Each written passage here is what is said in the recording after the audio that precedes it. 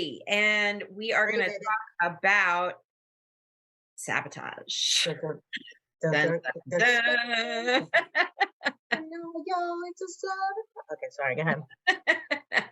So again, we're continuing our conversation from last week's podcast. And last week we were talking about cycles, and we were really trying to attempt to drill into what is the purpose behind cycles, how can you identify cycles in your own life, and what can you do to start shifting out of those cycles that aren't ideal for you. And so this is also, Amy came to me a couple of days ago, and we had a plan. Obviously there's always a plan, and then things go in a new way, and we were going to talk about purpose partners this week. And she's like, I don't know, God keeps saying sabotage and showing me sabotage. And I definitely affirmed that, because a lot of the conversations that I've been having with my clients this week, and just a lot of the content that seems to be popping up, is around this. And it makes sense. We're at the beginning of the year. People are a few weeks into their resolutions, right? Trying to establish those new patterns. Gung ho. That's right. And so this is not a bad time to talk about how the critter brain starts to pop in and derail us from the goals that we've set for, really for the benefit of our growth and our happiness. So why is this happening? Why are these programs in there in order to, sabotage us from our path? What does this look like? So I'm going to send it over to Amy to start this conversation. We're going to go in kind of a holistic circle with this conversation and talk about all aspects of self. We're going to talk about the body, we're going to talk about the mind, and we're going to talk about the soul. Okay, so first of all, I just wanted to kind of establish for those that may be new to this world, or like, what are they talking about? Critter brain, So critter brain, Jenny calls it the reptile brain, the monkey brain. It's basically how your body, so your mind, your mind is not your brain. So I want to separate those. So your brain is the physical part of your body that establishes these neural pathways.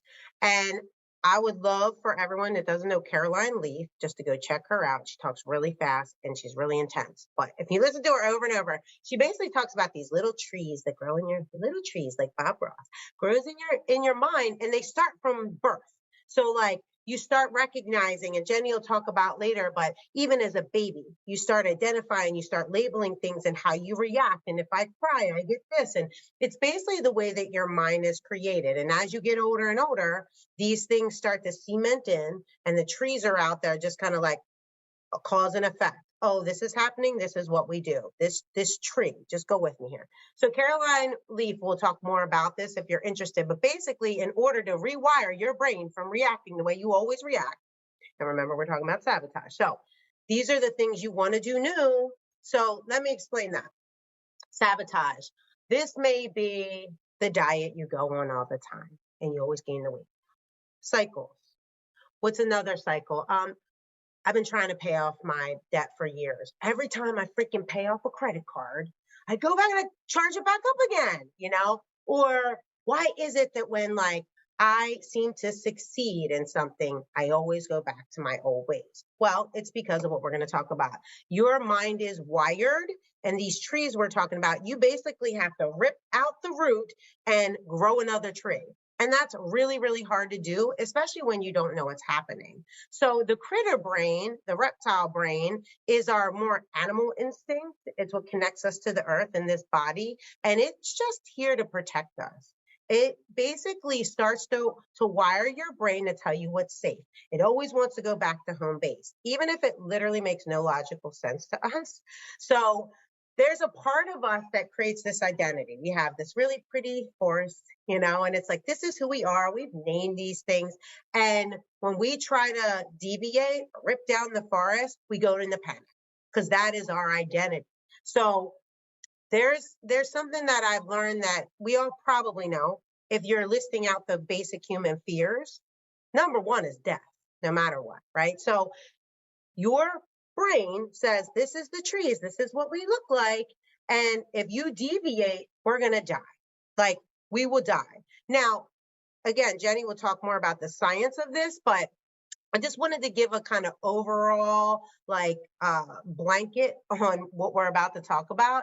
So when I say die, it's not necessarily my brain doesn't think we're going to die, or my mind doesn't think that, but my brain does. So my brain is saying we are no longer going to be this person if you do that. And we've already created all these routes to keep us safe. So this is what, when we talk about sabotaging, it's your mind trying to get you back to home base, to being safe. This is what we do because that out there is scary. And we'll go deeper into that. But I just kind of wanted to give it a general statement before we begin. Yeah, I love that. I mean, it really does lays a really wonderful foundation for that part of our brain that connects to the aspect of mind that we call the ego, right? And we could go into the magic of the number three on another podcast, but this idea of the segmented self, it shows up everywhere. It shows up when we talk about body, mind, spirit. It shows up when we talk about the Trinity. It shows up when we talk about the id, the superego, and the ego. These different levels of self that connect to the mind. And as Amy's already said, the mind is separate from the brain, right? Like the brain is basically just the computer, and the brain ceases to exist when we die, right? So when our essence, our soul that's connected to the mind and the universal mind, when it leaves, the brain ceases to exist, right? So the brain is there to help the mind come into form, right? And to be able to move and interact with our world here. So this segment of the mind that we're talking about that we call the ego, or the primal mind, the survival mind, the critter brain, is actually associated with very specific biological software and hardware designs.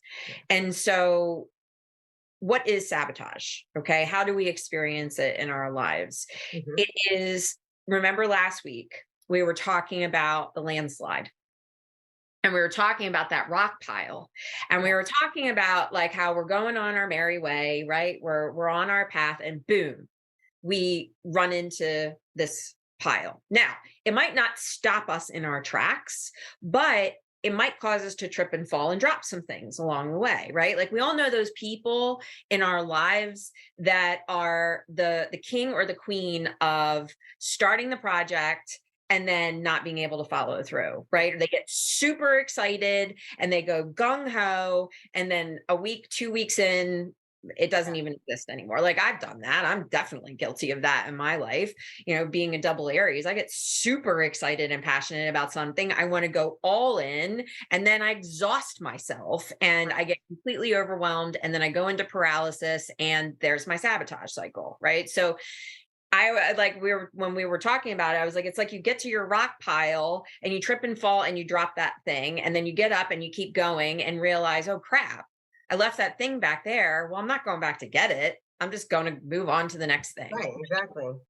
And so then you're not fulfilled, and it becomes a self-fulfilling prophecy that you start things and don't finish them, right? And so this is a sabotage cycle. This is how we experience things in our lives. And like Amy was saying, it's the diet that you start but you never follow through with, and you gain all the weight back. It's the personal trainer that you hire and you do awesome for a month, and then you start to feel good about yourself and like, oh, I can take a break now. And then the pattern stops, the habit stops, and so does the behavior, right? And so this is a time of year where we come up against that. It's very real, as far as getting to that place where we are actually creating a transition from the old tree that we're attempting to dig up and plant the new one. And there is a physical process that's actually involved in this. Before I go any further, you want to talk about the ravines, the ruts? Yeah, sure.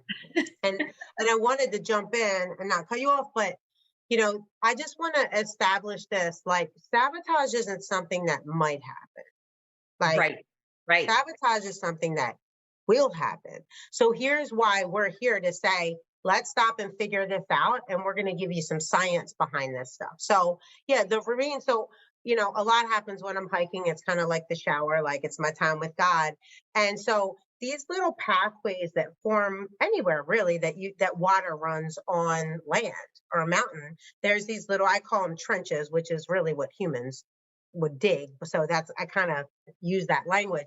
But when I'm walking, there are these trenches, and I'm in California. We've had so much rain on the coast, and these things are just getting the ravine. I guess I should have studied up on exactly. I think I did, and there's a lot of language here, but basically there's the water will dig itself the hole, and so every time it rains, the water's going to go right down the hole. The harder it rains, the deeper the hole is dug. So if I always look at those like, man, that's like our thoughts, that's our thought patterns, that's those trees, if you will. I kind of go between the trees of Caroline Leaf and these ravines that are dug by the natural way that the water goes. And just think, like, it's hard to stop water. That's one thing in our lives that, like, we can dam it up. There's so many things we can try, detour it. But in order to, like, get that water to stop going where it's always gone, this is going to take some serious work. So that's what we're talking about right now. We're talking about damming up the ravine, pouring the water in it, putting concrete in it. And literally, on top of that, we have to go dig a new one. We have to dig a different path. So there's a lot of work that happens here in our minds to have to reroute. The water is the same old reaction. This is our cycle. This is here comes the water, the storm is coming of life. And usually it's a similar storm that comes, right? Because the cycle, it's the same storm. I've been dating the same guy my whole life. He looks different. He has a different name. Here comes the storm. Man, he's really good looking too. Okay. And then boom, I'm hit. Where does my mind go? It goes right into that. And this one's deep. This is one of my deep ones. Like, ooh, it gives me all the woohoo. Really, we know later, another episode, trauma bond, but he's feeding me and I'm feeling good. Dopamine is boom, pew, pew, pew. And there I go, just sliding down there, literally gone. So, I don't even want to get it. So how do I stop sabotaging, Jenny? Like, how do I do it? How do I block off that mind, walk away from it, and then create this new ravine that where when that big storm comes, that water is not going to break through what I've tried to bury, and I have to build the new one. Like, how do we do that?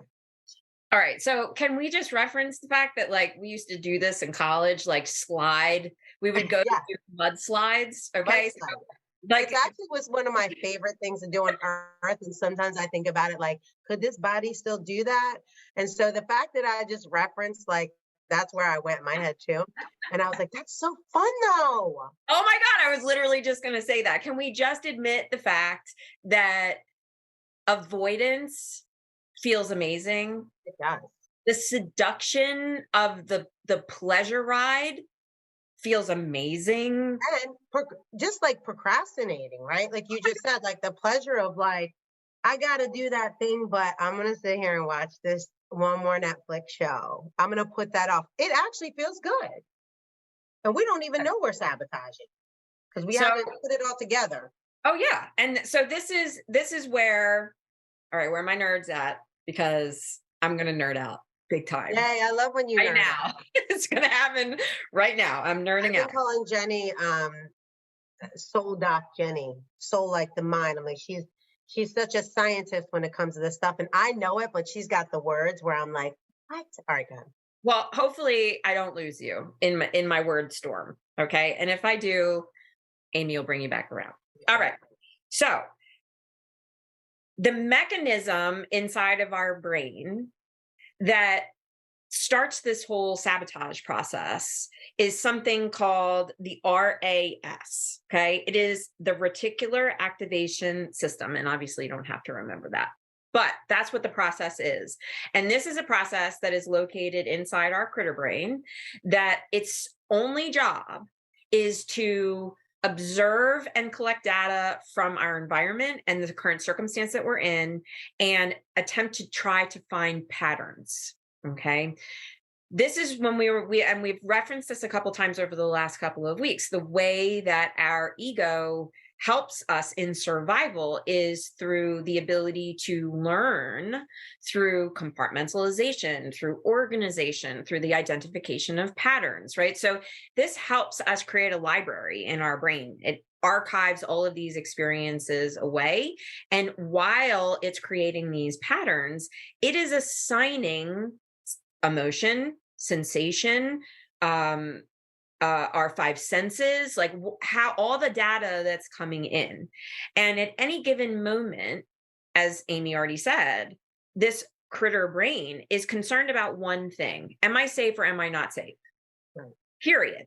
So it is, in a very rudimentary way, labeling these patterns with things that are going to hurt us or help us. Right. Nothing in between: hurt us or help us. Now, what's really fascinating is that this actually connects. It's the same part of the brain where our pain center is. Okay. So, same exact part of the brain. And the way that the brain perceives pain, physical pain, is exactly the same way it perceives emotional pain. Mind blown, right? The brain cannot differentiate if you are experiencing physical pain, emotional pain, or mental pain. It just cannot. It is all lumped into the same category. Okay. Right. So my body's it's like people say, emotional abuse is the same as physical abuse. Like, how are we? But when people say that, they don't realize that, like, literally our brains are processing physical and emotional abuse the same. Yes. And you also have to think about the time and age that we live in. We're not out fighting bears for food, or there is a much lower percentage of probability of physical pain in our lives now. Right. So our survival mindset is much more around emotional and mental anguish, right? And you have to think about too the way that we bombard ourselves with negative affirmation through the news, through whatever it is that you're taking in. It's if you actually yes, and to take some time to actually think about what you're exposing yourself through the day, and a simple box of like, is this helping me or hurting me, right? And you might not even be able to distinguish between. Some people are obsessed with reading the news because they think it helps them to be informed, right? But to the point where they are constantly consuming information that is built to activate your fight or flight sense, and we're going to get into why, and there's nothing they can do about it. Right. So not only are they activating their fear center. Yeah, there we go.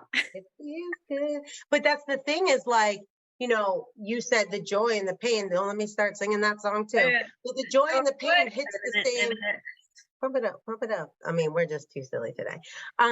The joy and the pain is I know that's where you're going to get into, but that joy and the pain hits the same spot. So if I'm sitting there watching the news, I make fun of the news. I'm sorry, y'all. I just do, because I'll be behind the scenes when someone's watching the news and I'm like, oh my God, did you know? Come on. Like, if you drown out the words to what they're saying on your favorite broadcast, and even if it's nightly news, we all know it. It's not good news. It's not, it's to get you going. But there's something addictive about that, because it's hitting the center of your brain. That's like, it feels good to like sit there and like sometimes be angry. It's emotional. So back to the critter brain, it's like, oh, and it keeps wanting that hit. So go ahead. It triggers a sense of urgency. I've look at the YouTube shows that my kids are watching, and all of these really successful YouTube personalities, their intensity is the same. They're constantly screaming at you. They're screaming at you on the screen, and their movements, and they talk really, really fast, and they talk in this crazy volume. And my kids are like, yeah, glued to the screen, to the point where they won't even hit the pause button because they think they're going to miss something. I'm like, no. This is the beauty of technology. You hit pause and you don't miss a thing. Everything's right there where you left it. And that's the power of the pause, right? And that I'm not even going down that rabbit hole. But this idea of triggering pleasure and pain at the exact same time, because Right. this is literally how our brain is designed. Why? This pain center in the brain is one of the areas in the brain that has the most dopamine receptors. Okay. What's Dop- dopamine, Jenny? Dopamine is it's mainlining. It's the hit. It, It feels good. It's the pleasure, right? It's the bliss. And it's a chemical bliss. Okay. So it's not sustainable. It's a hit. It's a temporary burst. Okay. And it is also one of our life force chemicals, right? So it provides us with energy, it provides us with motivation, it provides us with our mojo, right? It's part of our mojo. So Mhm. dopamine is extremely important in our overall anatomy. But why is the design of our brain a direct hit of pleasure when we are experiencing pain? Why does this happen? Okay, so I'm going to tell you. I'm going to tell you why. All right. So, in the process of archiving our experiences and filing it away, right? Now, every time it's collecting new data into a new experience, it is cross referencing all of these archives that have already been stored. Okay. Now, this has been happening from pre birth, because we do start storing things from the time that we're babies, but there's also programs that are already pre stored that allow us to have what's called a behavioral reflex arc, which means it's something that's happening. You don't have to think about it. It's an instantaneous reaction, right? How many of you have seen those videos on YouTube where they put a cucumber next to a cat and the cat turns around and sees a cucumber and is like, like it shoots across the room? Well, it's because that is a reflex arc. It's not taking the opportunity to actually look at the cucumber and identify what it is. It's an instantaneous reaction. Okay. So our reptile, our critter brain is designed to do the same thing. Right. And so how do these develop? Well, these develop basically through this process that we're talking about of the brain bringing in data, accessing archives, finding similar past events that feel the same. Is this good? Is this bad? It applies it to that situation and creates a response. Okay. And the response is rest and relax or flight or fight, right? It's literally that simple. So the autonomic nervous system only does two things. Right. It is in fight or flight, or it's resting and relaxing. That's Okay. it. So where does the pain program connect with pleasure? When we are in a space of accessing old memory, the creative brain comes in to help. Okay. And that creative part of the brain then starts storytelling. Okay. And it starts predicting the future.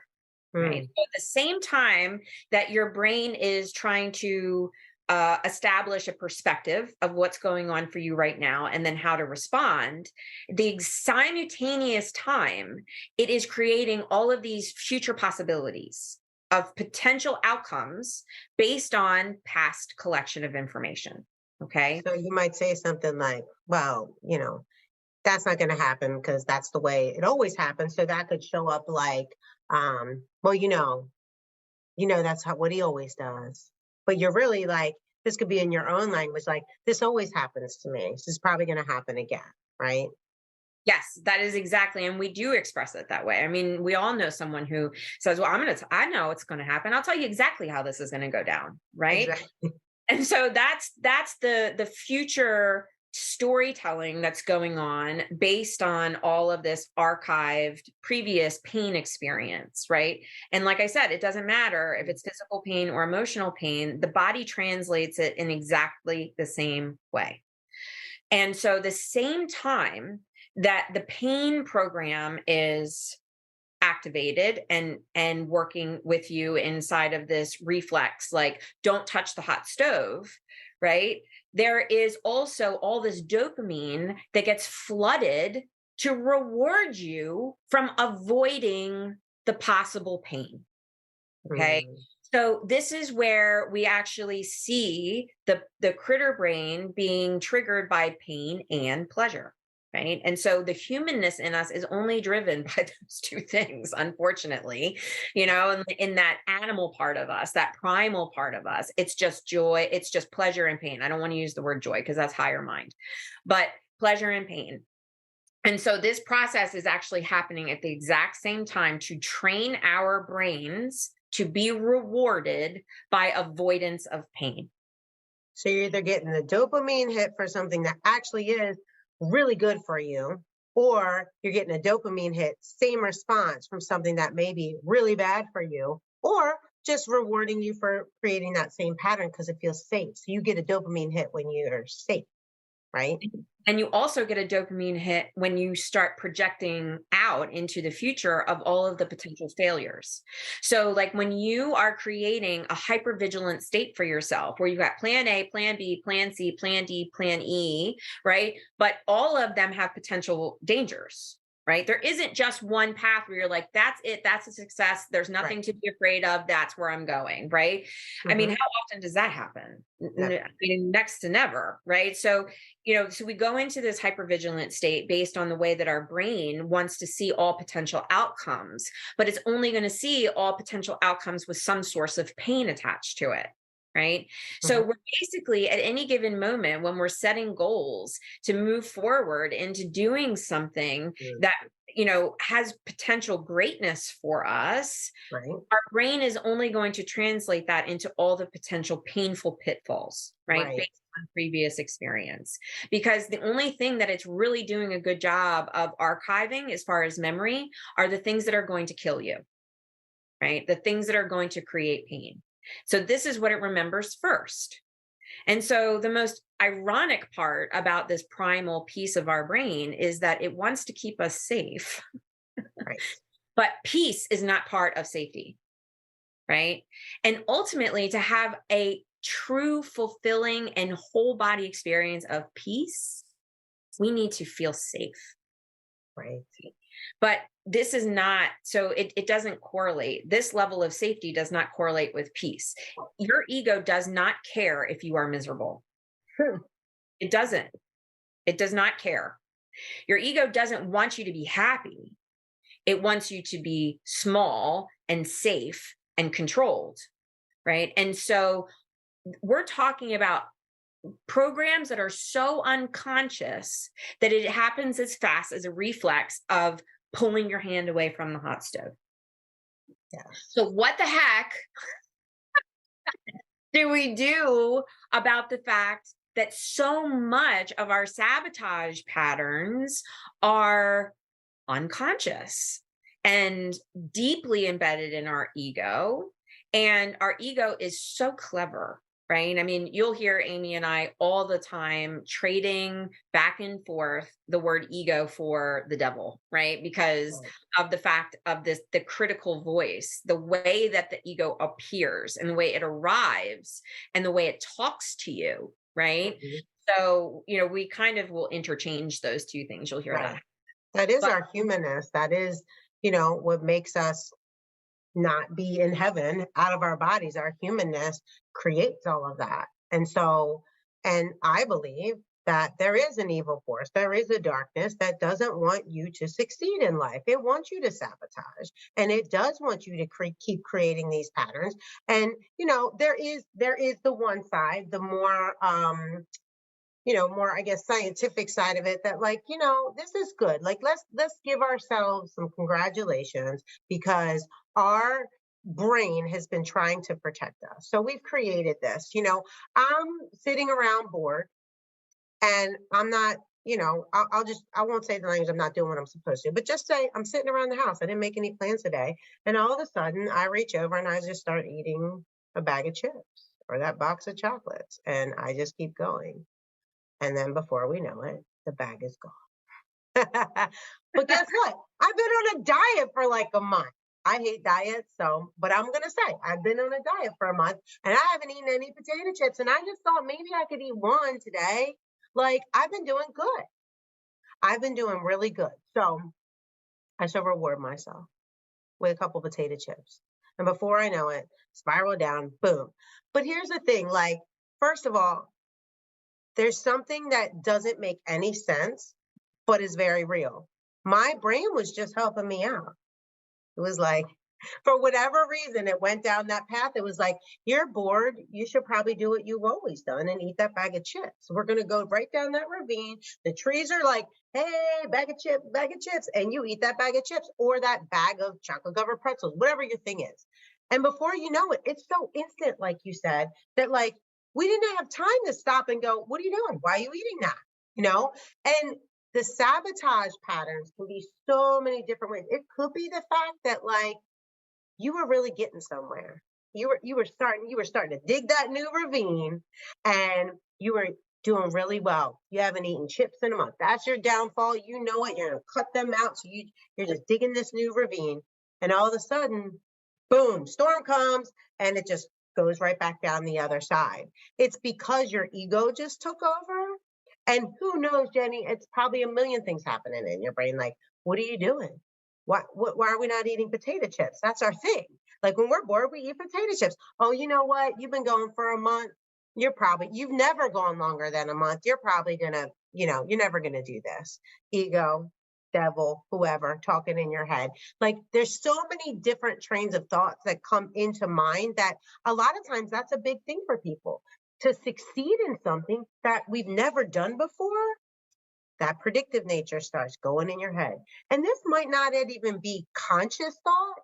This could just be, like I said, now I'm just eating the bag of potato chips. Why am I doing that?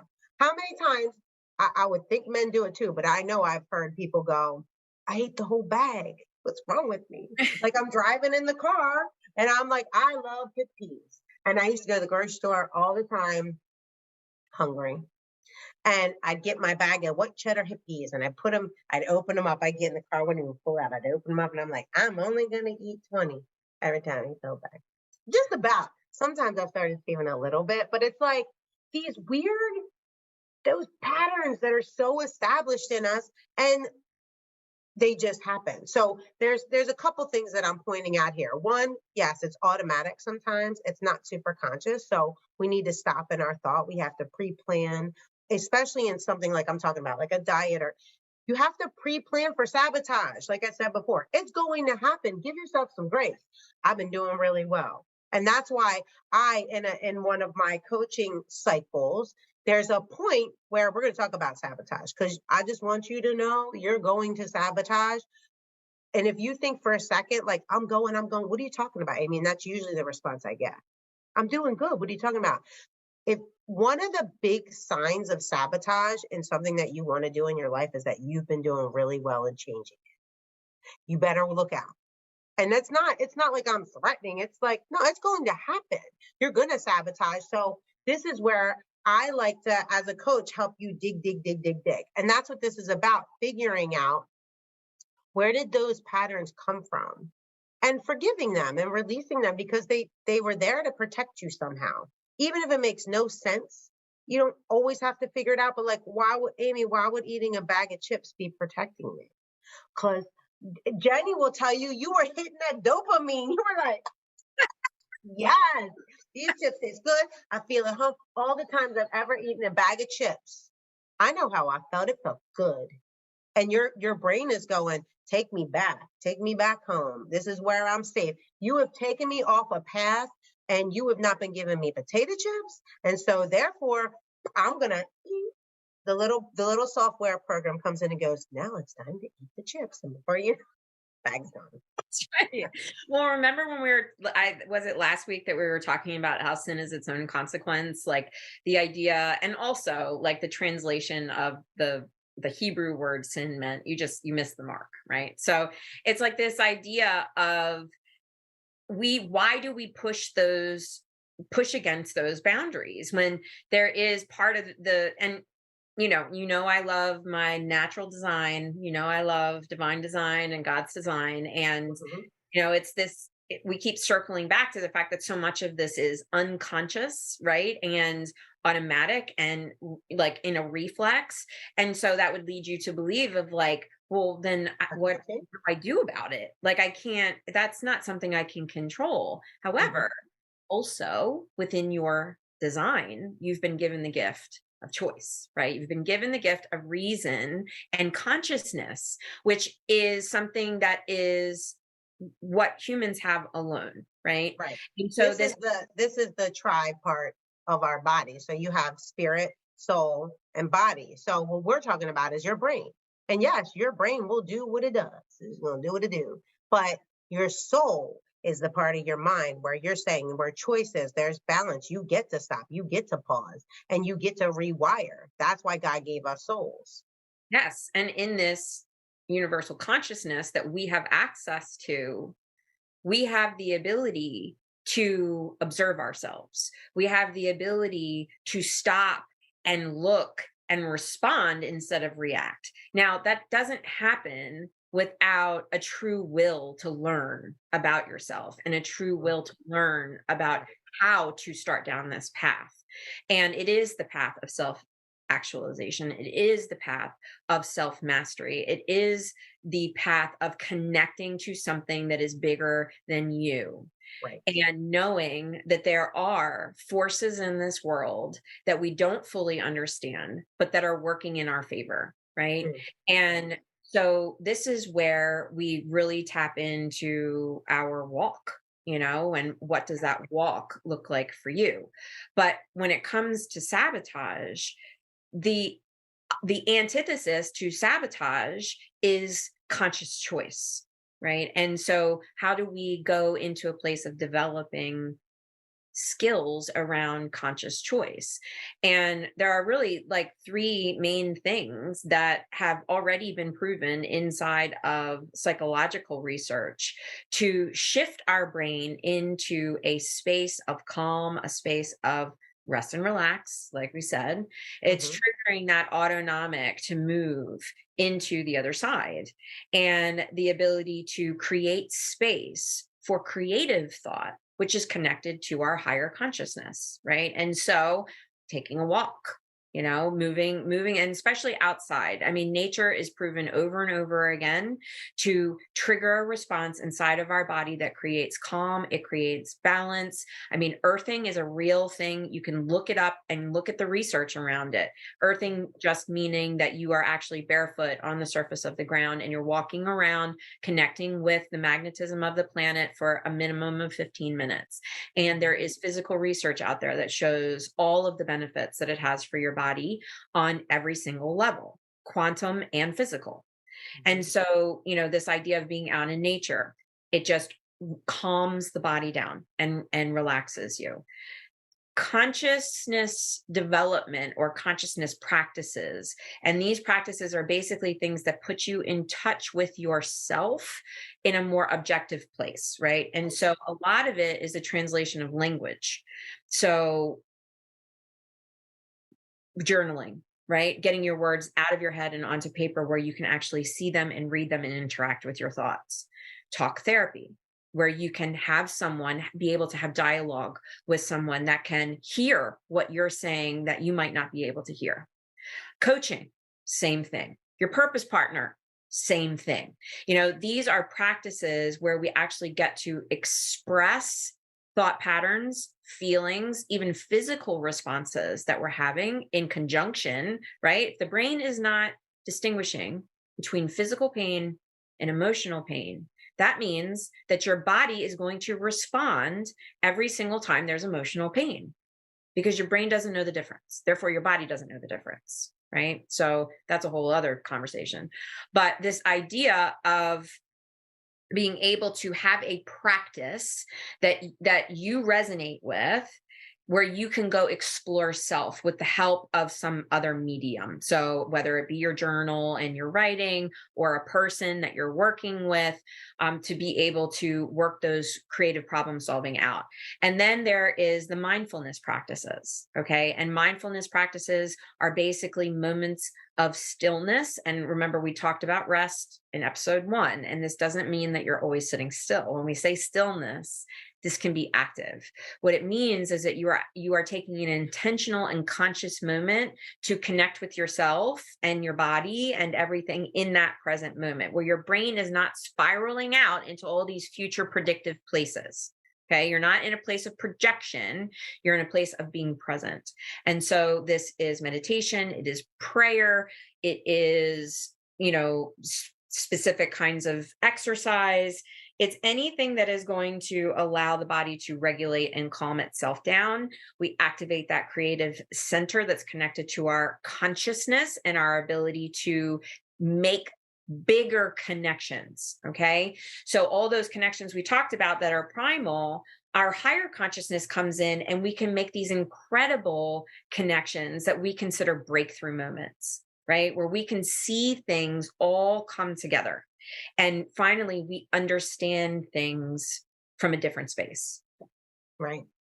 Um, so I wanted to kind of add on to that. There was a quote I was reading, and Jenny kind of wrote it down for me. And this is from Paul in the Bible. The lines of purpose in your life never grow slack. The differentiation is the quality of the anchor. These are more Jenny's words, I think, right? It wasn't a direct quote. I think that Jenny wrote these, but and you are anchoring in God, or you're anchoring in the world. So to me, that means the world is kind of the brain, or God is more of like how your soul connects up. So this is your mind and your brain, if you will. Hope in the world is tied to doubt and skepticism. So I'm never going to do that. Look me, I ruined it again. I ate this bag of chips, like doubting yourself. Skepticism that you'll even be able to be successful. For instance, like you start making that money. You've been doing this business for 20 years and all of a sudden it takes off. That's scary. Why is it scary? Because you've left home. You've left that place of, that feeling of safety, where you've always been. Scary to re-identify yourself. So I'm hoping God is tied to faith and trust and making the impossible, because if you're digging that new ravine, that's impossible possible. And that's what God offers us. So I just wanted to lend, this idea of hope, um, to people to understand that, like, there is a really great tool when you can shift your mind out of doubt and into hope. And this is the space where, like, you can believe that your brain can change. You can believe that God did not design us to stay like this forever, that we will succeed in these goals we set for the year. And so this is a great moment in, we're not even, it's the 20th of January, we're recording this. So all these New Year's goals that you've made, starting to really stop and think about, where have you sabotaged these things before? Because if they're a goal right now, that means you haven't did them before. So here we are creating the impossible possible, and to remain grounded in the hope that we can do this. And with God, all things are possible. So if we just take those little things that we do, and we talk about, Jenny and I talk about this all the time on together and on this podcast. We always want to bring you back to the tools that you need. And Jenny, you just did a great job covering. There's so many things you can do, and it's your own thing. Get your own thing. Jenny may love doing something. I don't like doing that. I like waking up early. She likes doing it late. Make it your own thing. And we will always talk about your tool bag. Like, where's your tools? Get your tools out when you feel yourself slipping. And I think the greatest thing is to really take an inventory of your life. It's some good homework here and journal point. Take an inventory of your life and try to recognize those cycles we talked about in the last podcast. Where do things keep showing up? For me, I had to take a big pause, and I had to realize, as I mentioned in this episode, like, I was creating super sabotage. Here I am in my 40s, like, not married. I'm like the only one I know I'm not married. And I'm like, okay, like, common denominator. Why am I sabotaging myself? And I had to sit down and be real and think about why I do what I do, but not just that, but what is so knowing the what we just learned today, really taking a look at it from a new lens that says, I was trying to protect myself. It felt good. I want to be loved. The child in me wants to be loved. So in order for me to be loved, it feels like this. So these people feel like love to me because I've never retrained. I've never redug. I've never retrained my mind to know what true love is. So everything, I believe, goes back to, where does God want us to be? in our lives? Where is he setting these intentions for us to like giving us these goals? He gave us them. We have desires and visions for our life. And why can't we seem to get there? What are the patterns? What keeps showing up? Because you probably know, if you've listened this long, you know what your patterns are. You know where you sabotage. Is it in money making? Is it in relationships? Is it in eating? Like, where are the places you self sabotage? A lot of times it shows up in procrastination. It shows up in, why are you procrastinating the things you want to do? We all do it. You're not special. It's my favorite quote, by the way. You are not special. That might be a t-shirt. Um, we are all the same. So these things that you're doing, give yourself some grace. Take a pause. Do the things Jenny just talked about. Do your mindful practice. Hook up with God. You know, that anchor this talks about in the book I'm in the 40-day soul fast that I'm doing, it talks about having that anchor for your soul being hope. And like Paul is saying, like, don't get too far from that. Keep it tight because you can rewire your brain with hope. That is the magic of walking with God. Yeah, can we go back to the hope thing again? Because, this is a place where, I mean, mindfulness, even about the things that you say and the way that you said it, and we've already referenced a couple of times, like, those people that are like, well, I'm not going to do that. I know how it's going to turn out, so why would I put myself through that? Or the people are like, God, I just keep, messing up, and I keep quitting, and I keep blah, blah, blah. And then your best friend comes along and says, it's okay. You're going to get there. Well, I hope so. Hope so. Uh, That is a hope that is grounded in doubt. That is a yeah, hope that is grounded in disbelief. wrong That hope. that is well, I hope someone comes along and saves me from my own stuff. Right. And I tell Jen here all the time, I'm like, and anyone that knows me well enough, I do everything in love, but like there's certain things that I have like this disdain for. And I can't stand when people say, when I'm speaking an affirmation over them and I'm telling them, like, I know in my prophetic self, like, I know this is going to happen. And I'm asking you to believe with me. And they go, well, I hope so.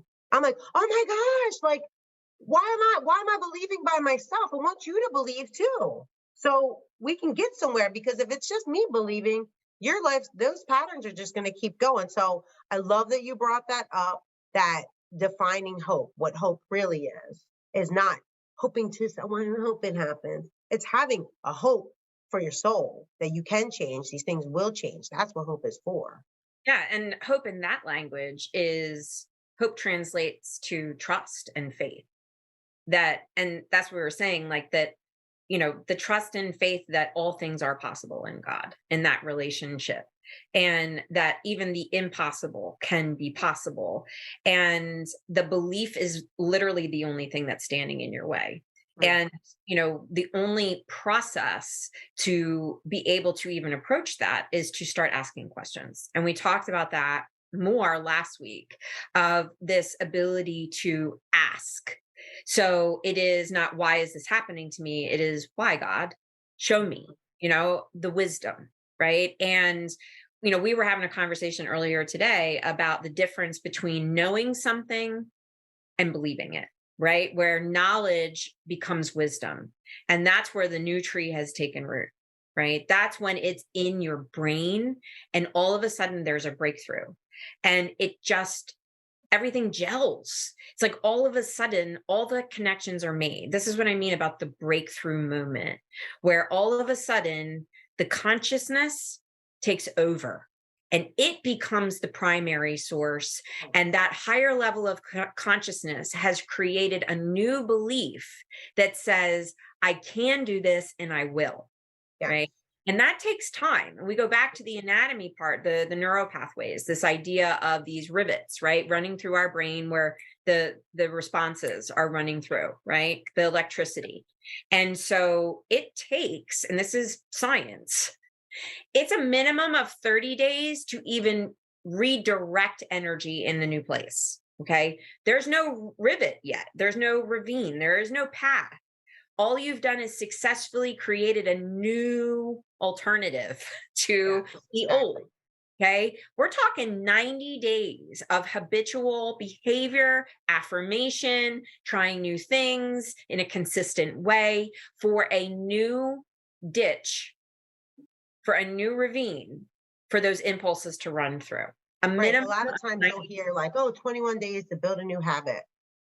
It's not true. It's not true scientifically. It's you're heading there, you're making the plans, it's all looking good, but yeah, it's like 60 days and 90 days for it to hit. 60 days you're in there, you know, but I would agree, it takes, you think about that, it's about 3 months, right? And I don't want to be like, I don't want to be negative at all, but even when you do that, you can slip again.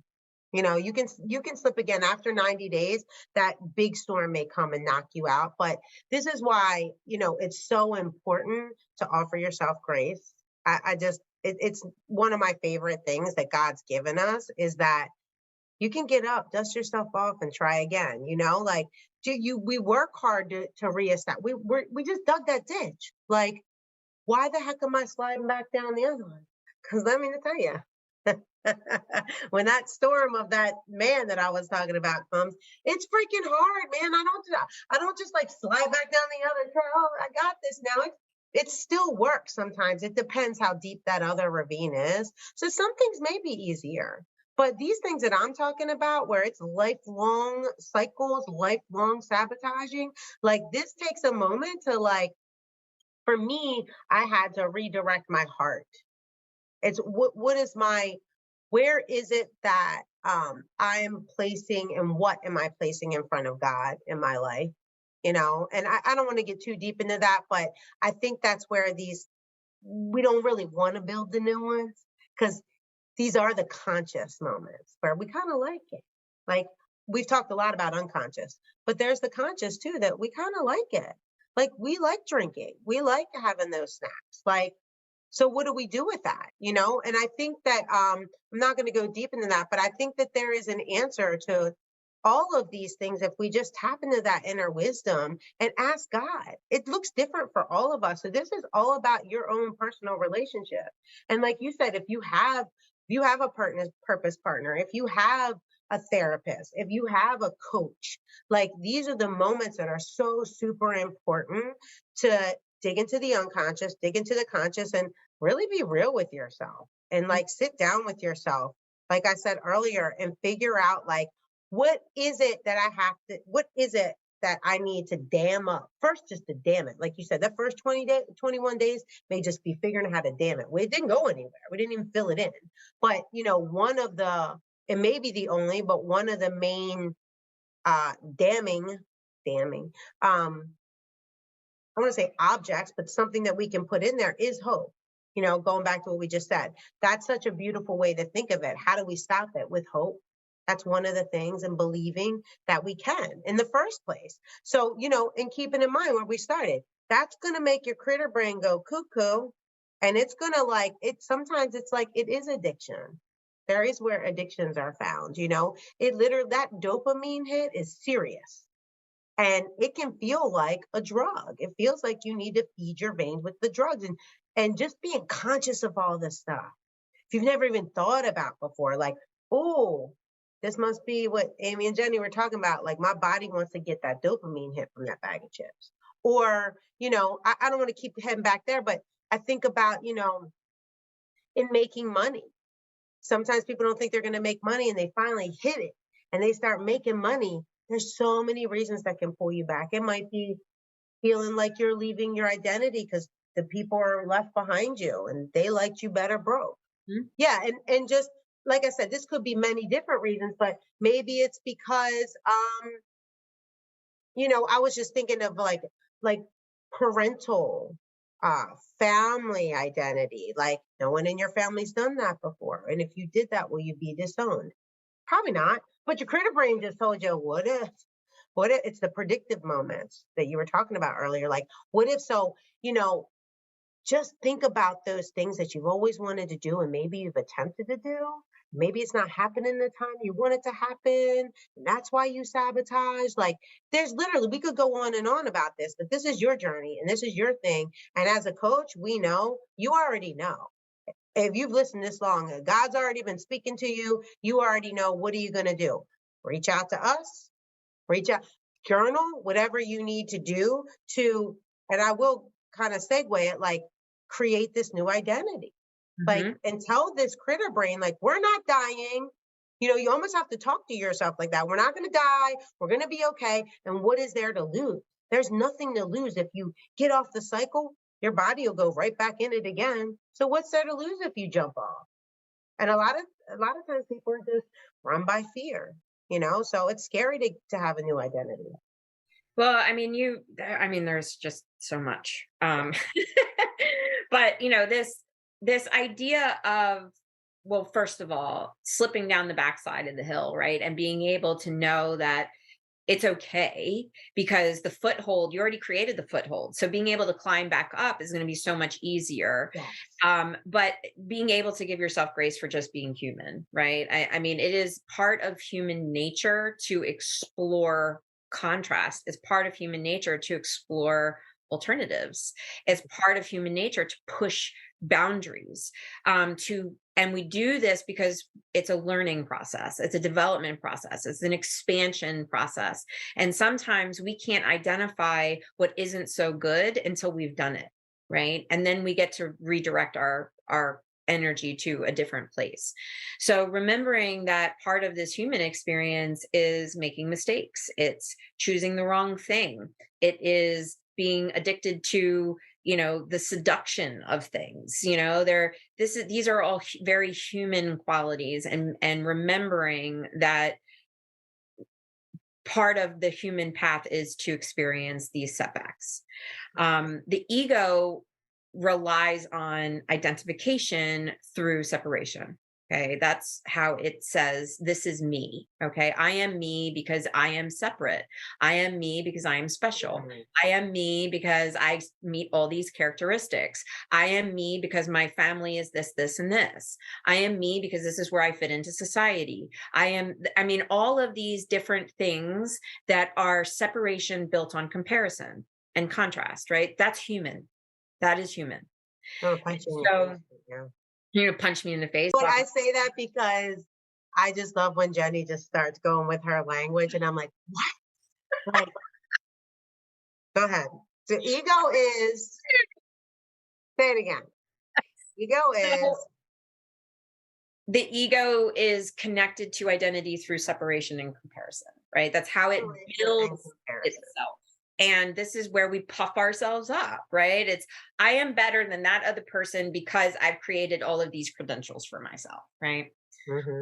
I am worse. I'm not as good as that other person over there because I don't fit those credentials. And apparently that's better than what I'm doing, right? So how the ego moves and creates identity. Yes. Our identification with God is unity. God wants a unified identification, Mhm. right? And so therefore we must be willing to sacrifice part of our egoic identity in order to be able to experience unification with God. And I do think that this is where a lot of people end up running away from God. They sabotage their relationship with God because Yes. it's better to be involved in the ego because it's tangible and it works inside of our physical world, right? It can be Yes. explained. There's evidence, right? Like all of those things. And so, this is where our brain will connect into those egoic mind processes to create evidence in our world of all the reasons why we shouldn't do something, right? Or why it's a good idea to reward ourselves by going out and drinking a bottle of wine, even though we know we're going to feel like shit tomorrow, right? Right. Hmm. These very questionable things that we do to reward ourselves because So we know good. it's going to feel good in that moment, regardless of the consequence. And it's also being able to, and I think that this is where in coaching, we start to experience a differentiation in language, right? Where in coaching, it's not about the reward, it's about the celebration, right? It's about the giving yourself a moment to congratulate yourself, to celebrate yourself, to be in the success of those things that are working, to be able to elevate yourself inside of those affirmations. Right. This is really a very, very important part of the process of Yes. reprogramming. And we must acknowledge that in order to rewire ourselves, there must be some sort of celebration.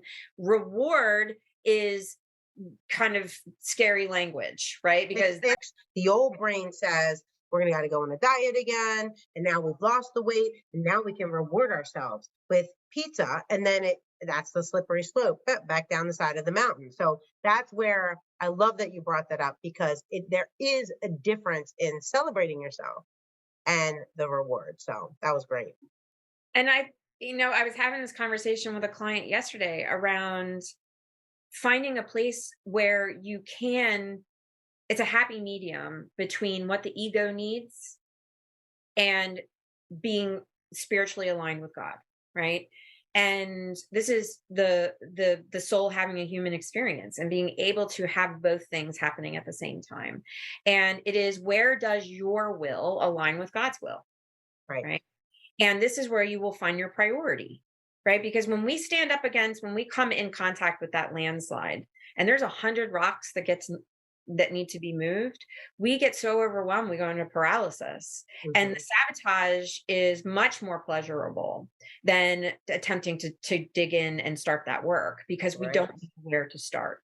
And so, where does your will, meaning where, when you put everything out in front of you, relationship, finances, career, physical health, like all of those things that you can put out in front of yourself, there's going to be one place that your will is attracted to, where Yes. you can connect with some level of mojo, right? Like some level of inside will, inside motivation, something that just a spark. That's all we're looking for, just a spark.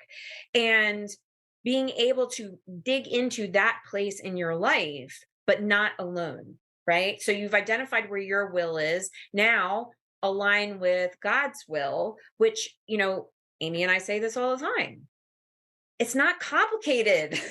God's will for you is so simple. And it's only usually one step at a time. That's That's all right. you gotta do. And it is the bigger words that we were talking about. Unification, alignment, joy, peace, love. There is nothing that God wants for you other than all of the good things in the world, That's for right. you to experience the full glory of the system that He has created for us to live inside of, to be human and be divine at the same time. And this is where true peace comes from. This is where true safety comes from. And so it is, it's a tightrope walk between being human and having to understand the ego is never going away. It is necessary for our survival. It is a very important part of our mind structure, right? But we have to, and inevitably, when we go into a place of anxiety, feeling stuck, and go into struggle, the ego has actually gone into a power position, right? And Mhm. it's in those moments where we feel overwhelmed and feel lost because the loudest voice in our head is the voice of the critical. It's accessing those archives in the brain. It's telling you all the reasons why you're going to fail.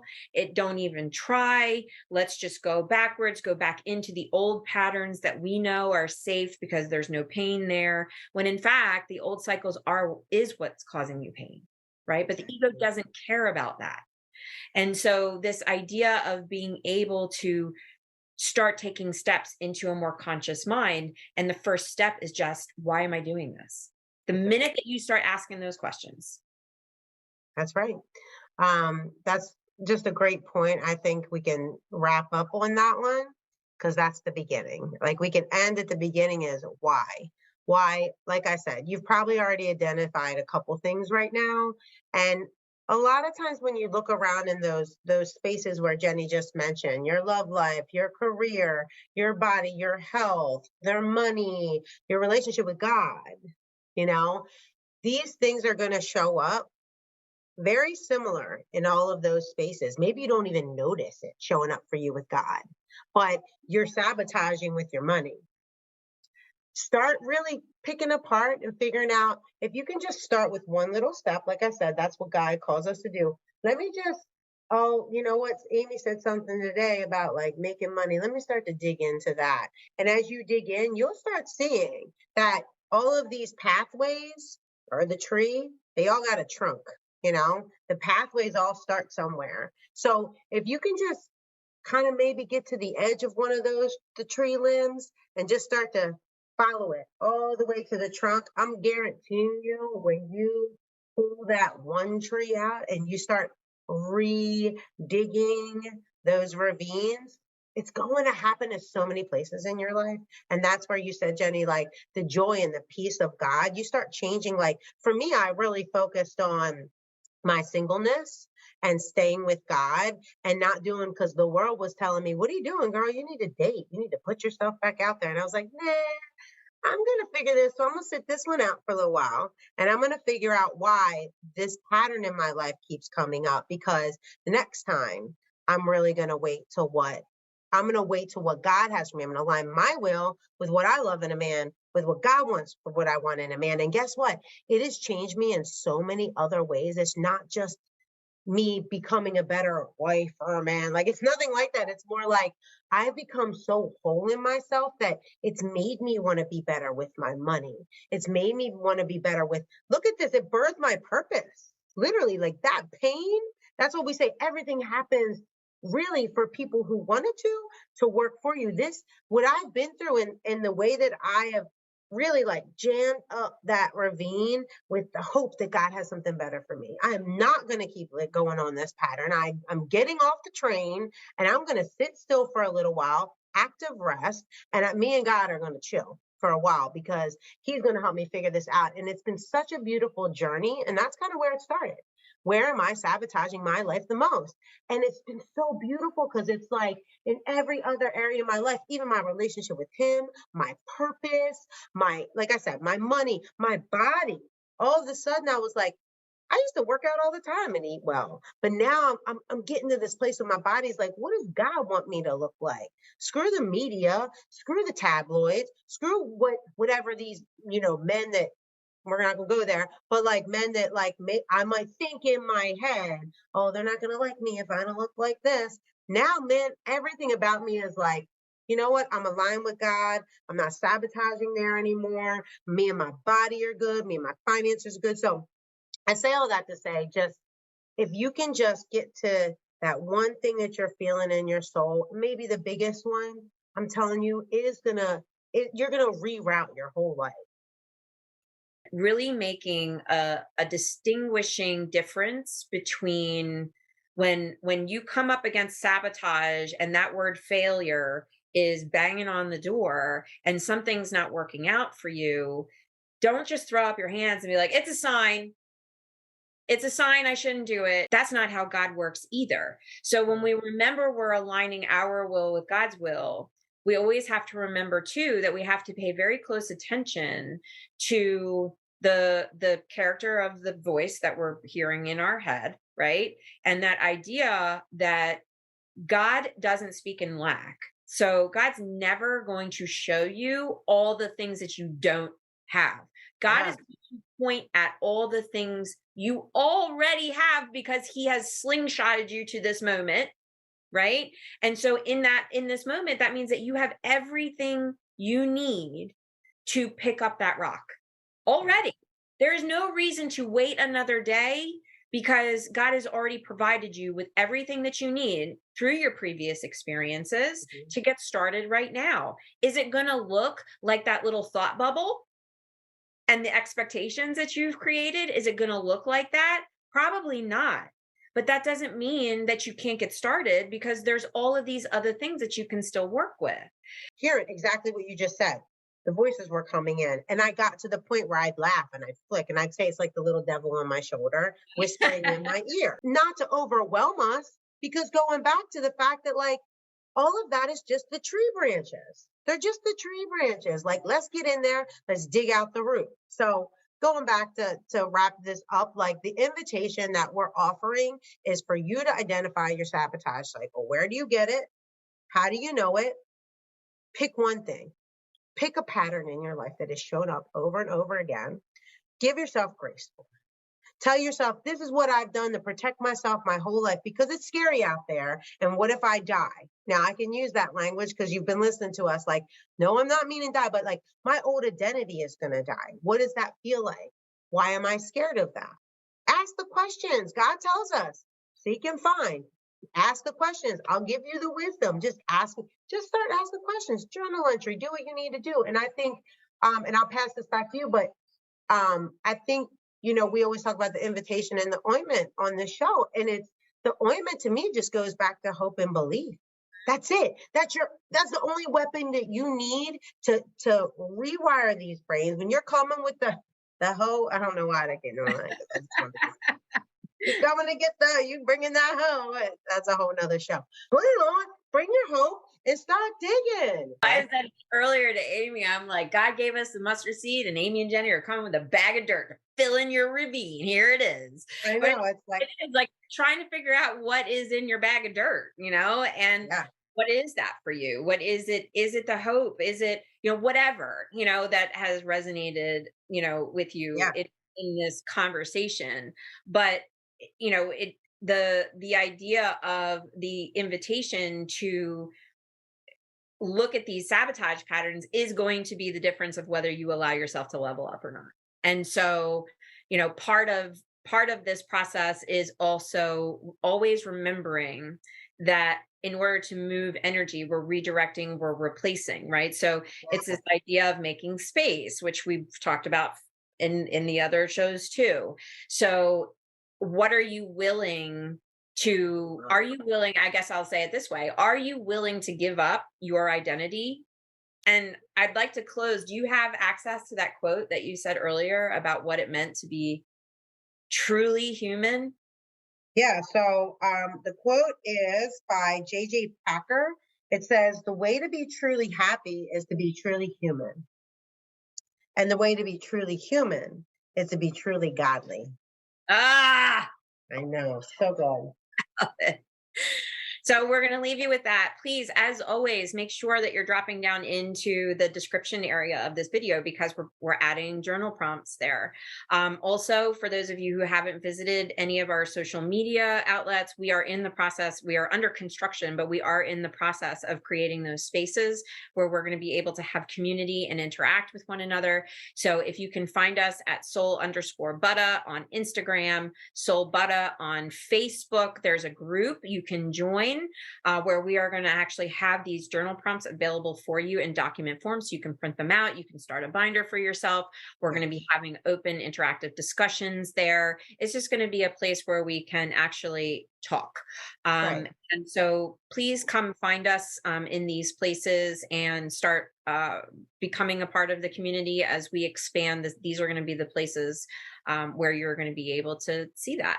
And as always, with YouTube, you guys know the deal. We need to like, subscribe, share, leave a comment so our channel can start being seen. If you want to support us in some way, that's a great way to do it as well.